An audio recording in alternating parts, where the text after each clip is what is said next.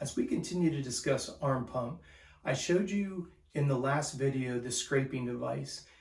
When we're looking at the anatomy of the arm and we're trying to break the adhesions down between the skin, the fascia, and the muscles, this is a device known as the roll recovery. If you go on the internet and you look for it, it's called the Roll Recovery R8, the number 8. It's about $200. It's spring loaded. You guys can see there's springs right here. This is a tremendous device when it comes to arm pump. And for all intents and purposes, you can use it on every other body part, legs, shins, calves, the whole 9 yards. For the sake of this video, we're going to be talking about arm pump and breaking those adhesions that arise between the skin, the fascia, and the muscle. So with this device, like I said, it is spring loaded. What you're able to do is you're able to get your arm in there, and notice how I can get right down to the wrist. And if you've watched any of my videos, you know I always want you to be moving towards the heart, never pushing blood towards your fingers. It's just going to make your fingers engorge with blood. But what you want to do is you just want to do about a 1/4 inch at a time and then just move up.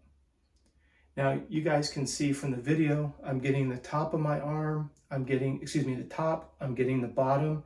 I can rotate my arm in here. Now this, when you've got a trigger point in that muscle tissue, and it's what we call opening the doorknob, you'll get that muscle tissue, you'll find a little trigger point in there, just move back and forth. It'll definitely get your attention. You'll know that you're getting some work done on those trigger points. And as we've talked about so far in this video series, what we're also trying to do is break those adhesions down between the top layer, skin, fascia, and the muscles below. Like I say in each one of these videos, it's not a contest to see how much pressure you can put on those 3 layers, skin, fascia, and the muscle. What we're working on is trying to break any adhesion. So with that being said, slow down, pay attention.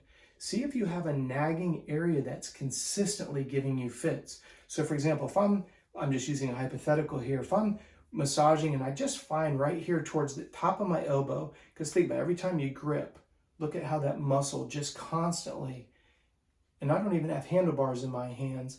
I'm not trying to pull back on the bike. I'm not trying to push on the bike, braking bumps, acceleration bumps. The idea here is this muscle tissue, even when I just squeeze on normal, is getting overworked. I have no load on the tissue whatsoever. So the idea with these devices is not to try to see how hard you can press on the tissue. Pay attention and start looking for patterns. Where in the anatomy, from the wrist to the elbow, top, sides, and bottom, are you seeing the most frustrations and fits? Because when it manifests itself out on the track, it's frustrating because you have to slow down, because you can barely hold onto the bars. You don't want them getting snapped out of your hands. So let's address some of these adhesions. Just like when you go and get a regular massage, you know, you go in and your shoulders are tight. Well, when you go and you do this massage work on your arms, it's going to be more pliable. A muscle tissue that is at its full length because it's relaxed has more power than a shortened muscle tissue. A lot of people don't realize that.